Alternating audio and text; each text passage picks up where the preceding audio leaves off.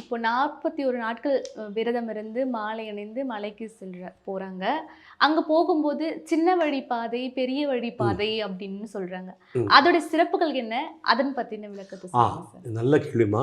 பாருங்க, இந்த 41 நாள் விரதம் வந்து பெரிய பாதை ஒன்று இருக்குது, சிறிய பாதை ஒன்று இருக்குது. அது என்னென்னா, நான் வழக்கம் போல் அதான் சொல்கிறேன். ஐயப்பனை நாம் எவ்வளோக்கு எவ்வளோ கஷ்டப்பட்டு வருத்தி கொண்டு போய் பார்க்குறோமோ அந்தளவு நமக்கு ஒரு பரிபூரமான பெரிய பாதை போகிறவங்களுக்கு ஒரு தனி அருளும், சின்ன பாதை போகிறவங்க தனி அருளும் அப்படி கிடையாது.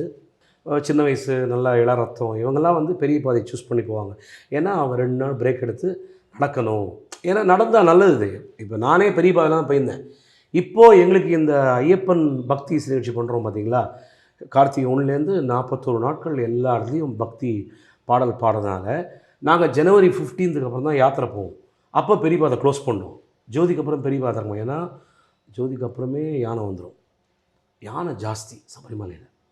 பெரிய பாதை வந்து இப்போவும் யானை வந்து நாங்கள் நம்பியாசாமி போகும்போது அப்போல்லாம் இப்போ தான் நமக்கு எல்லாம் லைட்டு கீட்டெலாம் இருக்குது.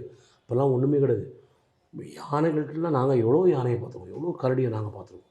ஆனால் ஒன்றும் பண்ணாது, அப்படியே போயிடும். நாங்கள் சாமியே ஒரு கூட்டு சாரம் போடுவோம், அது பாட்டுக்கு ஓரமாக போயிடும். ஸோ அதனால் அது ரிஸ்க் ஃபேக்டர் தான். ஏன்னா கரிமலையில் வந்து யானை ஜாஸ்தி, அழுதியில் வந்து கரடி ஜாஸ்தி.